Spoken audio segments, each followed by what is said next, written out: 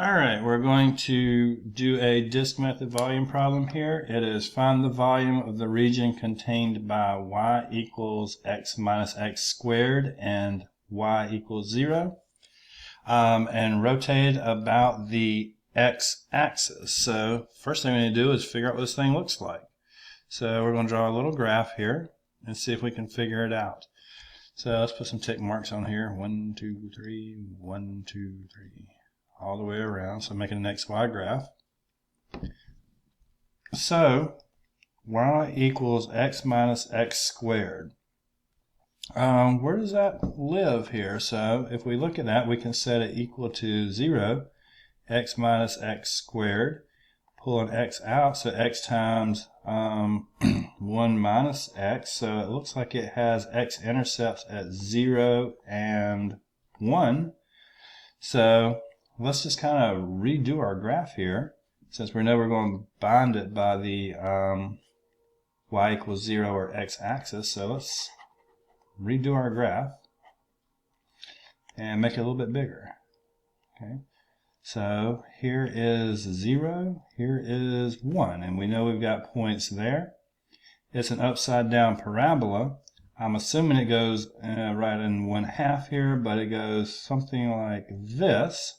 Of course, it keeps going down, but we're not too concerned about that because we're going to take what's in between there and y equals 0, which is the x-axis. And we're going to rotate that around the x-axis. Okay, so we're going around the x-axis, so we're going to do something in terms of x. So volume will be pi integral in terms of dx. And that's going to run, as we just saw, with the x-intercepts from 0 to 1.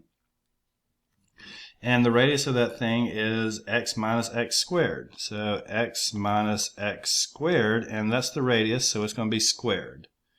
Okay, so pi and the integral from 0 to 1 of the quantity of x minus x squared, all squared, dx.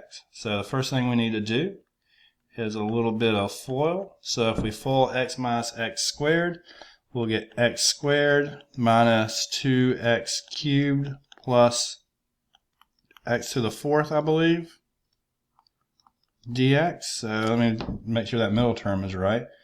So that'll be x cubed negative 2 of them. Yes.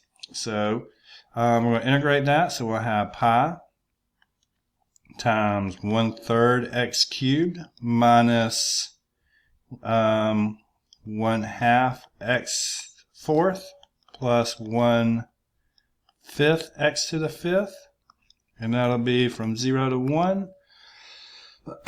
Double check this in my head. It's looking right.